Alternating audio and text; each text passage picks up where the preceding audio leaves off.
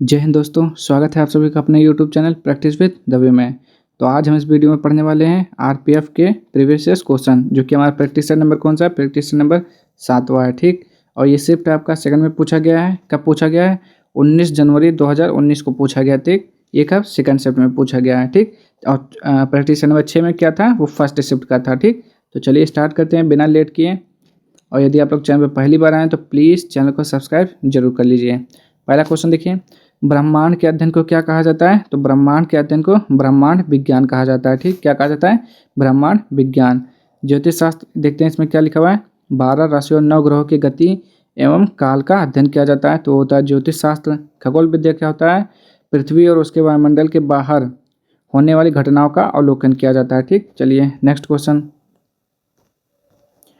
अपरमाणुक कण यानी कि प्रोटॉन की खोज किसने की थी? तो आपको बताना है प्रोटॉन की खोज किसने की थी।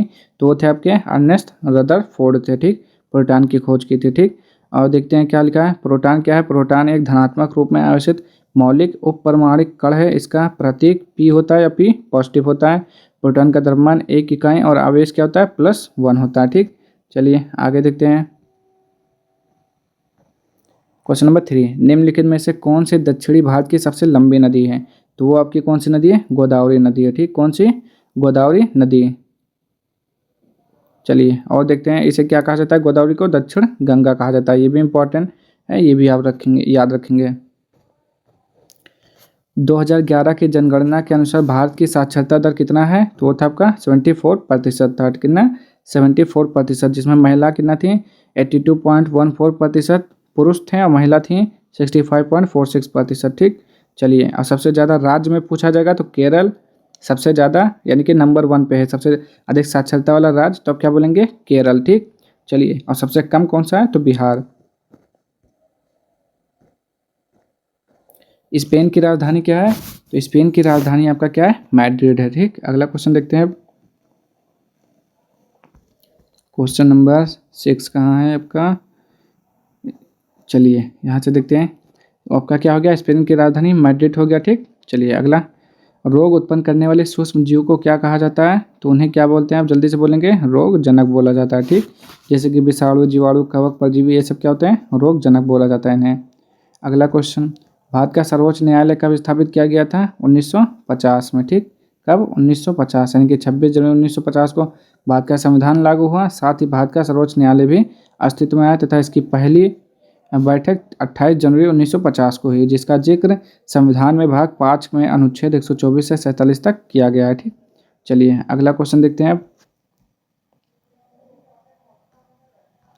अब अगर इसका पूछ लेता है कि वर्तमान में मुख्य न्यायाधीश कौन है? तो धनंजय वाई चंद्रचूड़ जी हैं। ठीक, वर्तमान में। ठीक, भारत के राष्ट्रपति पद की शपथ कौन दिलाता है? आप बताना आपको। देखिए, प्रधानमंत्री का शपथ कौन दिलाता है? तो राष्ट्रपति है। आप बताना आपको राष्ट्रपति पद को कौन दिलाता है? तो होता है मुख्य न्यायाधीश, जो होता है आपका भारत का मुख्य न्यायाधीश जो होता है, अनुच्छेद 60 के अनुसार राष्ट्रपति पद की शपथ दिलाता है। ठीक, चलिए अगला देखते हैं। योग में मकरासन किस मुद्रा को दर्शाता है? तो मकरासन यानी कि मकर, मकरासन का नाम मकर शब्द पर रखा गया है और मकर का मतलब क्या होता है? मगरमच्छ होता है। ठीक, चलिए किस आपातकाल को संवैधानिक आपातकाल कहा जाता है? तो आपको बताना किस आपातकाल को संवैधानिक आपातकाल कहा जाता है। तो चलिए ऑप्शन देखते हैं क्या है। तो इसका राइट आंसर क्या हो जाएगा, देख लेते हैं यहाँ पे। देखिए, राष्ट्रीय आपातकाल क्या होता है? अनुच्छेद 352। राज्यों में संवैधानिक तंत्र की हो जाएगा 356 और वित्तीय आपातकाल 366। ठीक, तो भारतीय संविधान किसे कहा गया? क्या पे लिखा था? किस आपातकाल को संवैधानिक आपातकाल कहा जाता है? तो आप देख सकते हैं संवैधानिक आपातकाल किसे बोला जाता है? ऑप्शन नंबर बी, यानी कि राज्य का आपातकाल यानी कि संवैधानिक आपातकाल। आगे देखेंगे 11, बास्केटबॉल की उत्पत्ति हुई थी। तो आपको बताना है बास्केटबॉल की उत्पत्ति कहाँ हुई? अमेरिका में हुई। और इसमें कितने खिलाड़ी होते हैं? 5 खिलाड़ी होते हैं। यह एक इंडोर गेम है। इसका आविष्कार डॉक्टर जेम्स नाई स्मिथ ने वर्ष 1891 में किया था। अगला क्वेश्चन, किसी वस्तु की गतिज ऊर्जा और स्थितिज ऊर्जा का योग क्या कहलाता है? तो क्या बताएंगे? कुल यांत्रिक ऊर्जा कहलाता है। ठीक, क्या होता है? कुल यांत्रिक ऊर्जा। इसका एसआई मात्रक क्या होता है?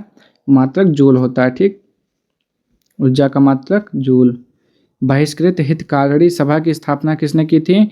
तो डॉक्टर भीमराव अंबेडकर ने किया था 1924 में। ठीक, चलिए आगे। निम्नलिखित में से कौन सा एक देश एक टैक्स और एक मार्केट से संबंधित है? तो वो है आपका माल और सेवा कर, यानी कि जीएसटी।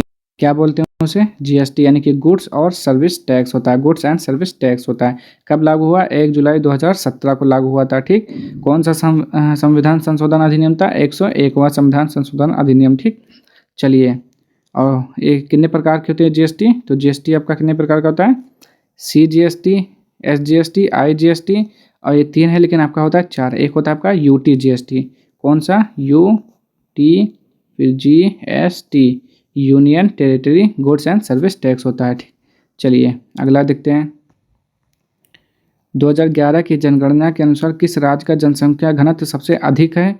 तो जनसंख्या घनत्व कौन सा अधिक था? बिहार का। ठीक, कौन सा? बिहार का।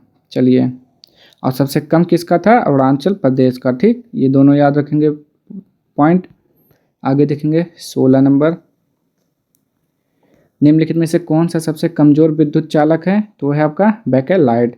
बैकेलाइट क्या है? विद्युत रोधक है, क्योंकि इसमें बहुत अधिक प्रतिरोध होता है और थर्मोसेटिंग बहुलक है, जिससे इसकी शक्ति उच्च होती है। इसका उपयोग इलेक्ट्रॉनिक उपकरण बनाने में किया जाता है। आगे देखेंगे, गौतम बुद्ध का पुत्र निम्नलिखित में से कौन था? तो गौतम बुद्ध के पुत्र को क्या बोलते हैं? राहुल बोलते हैं। क्या नाम था? राहुल था। और गौतम बुद्ध का जन्म कब हुआ था? 563 ईसा पूर्व कपिलवस्तु में लुम्बिनी नामक ग्राम में हुआ था। इनके माता का नाम माया देवी, पिता का नाम शुद्धोधन था। जन्म के 7वें दिन इनकी माता की मृत्यु हो गई और इनका पालन पोषण इनकी मौसी यानी कि माता गौतमी ने की थी। ठीक, और क्या होता? 16 वर्ष की आयु में गौतम बुद्ध का विवाह राजकुमारी यशोधरा से हुआ। उनके पुत्र का नाम राहुल था। और क्या हुआ? 29 वर्ष की आयु में इन्होंने घर त्याग किया, जो कि क्या कहलाया घटना? महावीर निष्क्रमण कहलाया। ठीक, अगला। और 35 वर्ष की आयु में वैशाख पूर्णिमा की रात पीपल यानी कि बोधि वृक्ष के नीचे, जो कि बिहार में है, और निरंजना नदी के किनारे इनके ज्ञान की प्राप्ति हुई। तब इन्होंने उपदेश दिया, और जब उपदेश दिया पहला, तो घटना कहले आपका धर्मचक्र परिवर्तन कहलाया। ठीक, चलिए अगला देखते हैं। और जब क्या होता है? और जब वो उनकी मृत्यु हुई थी, तो वो घटना आपका क्या कहलाता? महापरिनिर्वाण कहलाता। दल बदल विरोधी कानून के आधार पर राज्यसभा के मामले में अयोग्यता का निर्णय कौन करता है? तो होता है आपका अध्यक्ष होता है। ठीक, कौन सा? अध्यक्ष। अगला क्वेश्चन, हुमायूंनामा किसके द्वारा रचित है? आपको याद होगा, किसने? गुलबदन बेगम ने लिखा था। ठीक, किसने? गुलबदन बेगम ने लिखा हुआ है। अब गुलबदन बेगम कौन थी? तो ये थी बाबर की पुत्री तथा हुमायूं की बहन थी, जिसे तुर्की तथा फारसी भाषा का ज्ञान था। अगला, निम्नलिखित में से कौन सी भारत की सबसे लंबी नहर है? तो उसे क्या बोलते हैं? सबसे लंबी नहर को इंदिरा गांधी नहर बोलते हैं। ठीक, क्या होता है? इंदिरा गांधी नहर को बोलते हैं सबसे लंबी नदी, यानी कि लंबी नहर। 21 देखेंगे, आधुनिक ओलंपिक खेलों में महिला जिम्नास्टिक किस वर्ष की गई थी? तो आपको बताना है, ये था आपका 1896 में। चलिए पहले देखते हैं क्या लिखा हुआ है। जिम्नास्टिक को 1896 में आधुनिक युग के पहले ओलंपिक खेलों में पेश किया गया था, जिसमें केवल पुरुषों को भाग लेने की अनुमति थी। वर्ष 1928 में एम्स्टर्डम खेलों में महिलाओं को पहली बार ओलंपिक कार्यक्रम में शामिल किया गया। कब? 1928 में महिलाओं को शामिल किया गया था। ठीक, चलिए इसका ऑप्शन आपका मिसिंग है थोड़ा। चलिए तो आपका ऑप्शन नंबर क्या हो जाएगा? 1928। निम्नलिखित यज्ञ में कौन सा घोड़े के बलिदान से संबंधित है? तो घोड़ा का बलिदान यानी कि अश्वमेध यज्ञ बोला जाता है उसे। ठीक, क्या बोलते हैं? अश्वमेध यज्ञ बोलते हैं। आगे देखते हैं, राष्ट्रपति द्वारा तैयार किया गया अध्यादेश है कौन सा है? तो मंत्रिपरिषद की सलाह पर आधारित है। ठीक, क्या होता है? मंत्रिपरिषद की सलाह पर आधारित होता है। ध्वनि से नहीं गुजर सकती। क्या नहीं गुजर सकती? आपको बताना है जल्दी से। तो है आपका निर्वात। ठीक, ध्वनि एक क्या है? यांत्रिक तरंग है, जिसे यात्रा करने के लिए एक माध्यम की आवश्यकता होती है, अतः ध्वनि की गति ठोस में अधिक और फिर तरल में, फिर उसके बाद में गैस में होती है। ठीक, निर्वात में ध्वनि तरंगों का वेग क्या होता है? शून्य होता है। निर्वात यानी कि वायु। मोहनदास करमचंद गांधी का जन्म कहाँ हुआ था? तो इनका जन्म हुआ था पोरबंदर में। ठीक, गुजरात के पोरबंदर में हुआ था। ठीक, 2 अक्टूबर 1869 को हुआ था। इनके माता का नाम क्या था? पुतली देबाई। पिता का नाम करमचंद गांधी था। ठीक, चलिए अगला देखते हैं। अंतर्राज्यीय नदी जल विवाद अधिनियम किस अनुच्छेद के तहत आता है? तो जल्दी से बताएंगे इसका राइट आंसर। चलिए देख लेते हैं ऑप्शन क्या है इसका। क्या 26। ऑप्शन तो दिया हुआ है, राइट आंसर क्या है आपका? Option number B. चलिए, तो इसका राइट आंसर आप लगाएंगे, आप क्या लगाएंगे? ऑप्शन नंबर बी लगा दीजिए। ठीक, क्या हो जाएगा? ऑप्शन नंबर बी, अनुच्छेद 262। अगला क्वेश्चन देखेंगे अब। कैगा परमाणु ऊर्जा संयंत्र किस राज्य में स्थित है? तो ये आपका कहाँ पर है? कर्नाटक में है। ठीक, कहाँ पर? कर्नाटक में। अगला क्वेश्चन, अर्थशास्त्र से संबंधित भीषण मंदी किस वर्ष में शुरू हुई? तो 1929 में शुरू हुई थी। ठीक, अगला क्वेश्चन, अंतर्राज्यीय परिषद की स्थापना कौन कर सकता है? तो आपको बताना है कौन कर सकता है। सी का राइट आंसर क्या हो जाएगा? राष्ट्रपति हो जाएगा। ठीक, गलकंड ग्रंथि का एक रोग है। तो गलकंड ग्रंथि का एक रोग है, कौन सा रोग है? अब जल्दी बताएंगे, जल्दी बताएंगे। ये हो जाएगा थायराइड ग्रंथि। ठीक, क्या हो जाएगा? थायराइड ग्रंथि का एक रोग है जिसे घेंगा बोलते हैं। इसे क्या होता है? सूजन आ जाती है। वॉलीबॉल खेल का आविष्कार किसने किया था? तो बताएंगे आप। ऑप्शन, इसका ऑप्शन देख लीजिए। तो इसका राइट आंसर हम बताते हैं, ऑप्शन नंबर बी। क्या हो जाएगा आपका? विलियम जी मॉर्गन हो जाएगा। ठीक, आगे देखते हैं अब। भारत में विद्युत ऊर्जा की वाणिज्यिक इकाई किलोवाट घंटा है, यानी कि KWH का मतलब होता है किलोवाट घंटा, यानी कि 36 क्या लिखा हुआ है? 3.6 इंटू 10⁶ जूल बोल सकते हैं इसको। ठीक, क्या बोलेंगे? 3.6 इंटू 10⁶ जूल। अब ऐसे बोल सकते हैं तो क्या बोलेंगे? तो आप पढ़ लीजिए जल्दी से। इकाई, दहाई, सैकड़ा, हज़ार, 10,000, लाख, 10 लाख, यानी कि 36 लाख जूल। या आप बोल सकते हैं 3.6 इंटू 10⁶ जूल, दोनों एक ही बराबर है। आगे देखेंगे अब। निम्नलिखित में से कौन भारत का सबसे लंबा समुद्र तट है? तो बताएंगे जल्दी से, समुद्र तट कौन सा है? तो आपका मरीना बीच। ठीक, ये कहाँ पर है? चेन्नई, तमिलनाडु में स्थित है। ठीक, चलिए, जो कि कितना है? यह विश्व का दूसरा सबसे लंबा समुद्र तट भी है, जो लगभग 12 किलोमीटर तक फैला है। चलिए आगे। 34, प्लाज्मा अवस्था में अधिक ऊर्जावान और अधिक उत्तेजित कण होते हैं। तो इसका राइट आंसर क्या हो जाए? आयनीकृत गैसें। प्लाज्मा अवस्था में आयनीकृत गैसें अधिक ऊर्जावान और अधिक उत्तेजित कण होते हैं। 35 देखेंगे, किस कैबिनेट समिति का सबसे शक्तिशाली माना जाता है? तो वह है आपका ऑप्शन नंबर बी, राजनीतिक मामलों की मंत्रिमंडलीय समिति। चलिए आगे देखेंगे अब। 36, कावेरी जल विवाद न्यायाधिकरण निम्नलिखित में से किस राज्य के लिए स्थापित किया गया था? तो वो था आपका तमिलनाडु, केरल, पुडुचेरी और कर्नाटक के मध्य। चलिए आगे। 37 क्वेश्चन नंबर, 2022 में होने वाले एशियाई खेलों का आयोजन किस देश में प्रस्तावित है? तो आपका चीन में। ठीक, कहाँ पर? चीन में होगा। चलिए, और 2026 जब होगा तो वहाँ पर जापान करेगा 2026 में। निम्नलिखित में से किस देश को विश्व के चीनी का कटोरा कहा जाता है? तो चीनी का कटोरा किसे बोलते हैं? ऑप्शन नंबर डी, किसे बोलते हैं? चीनी के अधिक उत्पादन के कारण क्यूबा को विश्व का चीनी का कटोरा कहा जाता है। ठीक, यानी कि ऑप्शन नंबर डी हो जाएगा। और देखेंगे, प्रत्याशित मुद्रा मांग आपूर्ति है। तो क्या है ये? असीम रूप से लोचदार है। ठीक, अगला क्वेश्चन, न्यूनतम समर्थन मूल्य यानी कि MSP संबंधित है, किससे संबंधित है? तो ये आपका है कृषि वस्तुएं से संबंधित है। ठीक, क्या होता है? कृषि वस्तुएं से संबंधित है। इसमें क्या होता है? वर्तमान में 22 अधिकृत फसलों के MSP तथा गन्ने के लिए उचित और लाभकारी मूल्य जारी किया जाता है। ठीक, चलिए आगे देखते हैं अब। दिगंबर और श्वेतांबर पद का संबंध किस धर्म से है? तो ये क्या होता है? जैन धर्म से संबंधित है दिगंबर और श्वेतांबर, उसी के 2 भाग हैं। ठीक, और देख लेते हैं कुछ इंपॉर्टेंट। देखिए, भद्रभाव के नेतृत्व वाला दिगंबर और स्थूलभद्र के नेतृत्व में श्वेतांबर 2 प्रमुख है। ठीक, तो अगर पूछ लेता है आपका दिगंबर के प्रमुख तो भद्रबाहु और श्वेतांबर के प्रमुख तो स्थूलभद्र हैं। देखिए और क्या लिखा है? जो दिगंबर होते हैं वो वस्त्र, श्वेतांबर सफ़ेद वस्त्र धारण करते हैं और दिगंबर जो होते हैं वस्त्र धारण नहीं करते हैं। अगला क्वेश्चन, निम्नलिखित में से कौन से कोशिका अंगक मुख्य रूप से कोशिकाकार के लिए वसा अणुओं और लिपिड के निर्माण में मदद करते हैं? तो ये हो जाएगा ऑप्शन नंबर डी, नरम अंतर्द्रव्य जालिका, सॉफ्ट एंडोप्लाज्मिक रेटिकुलम। अगला क्वेश्चन 43,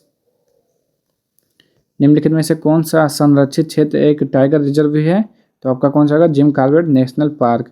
स्थापना 1936 में हाईली नेशनल पार्क में की गई थी, जिसका उद्देश्य क्या था? लुप्त प्राय बंगाल टाइगर का संरक्षण करना।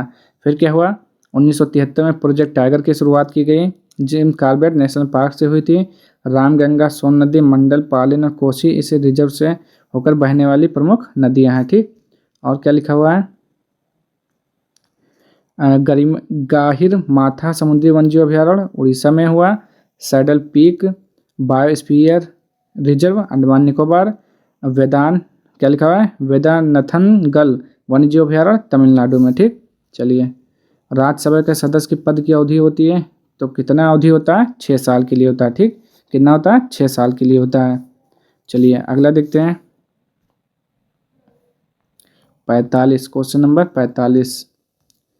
मेडागास्कर द्वीप निम्नलिखित में से किस महासागर में स्थित है? तो हिंद महासागर में स्थित है। ठीक, मेडागास्कर द्वीप विश्व का चौथा सबसे बड़ा द्वीप है। ठीक, कहाँ पर है? द्वीप है।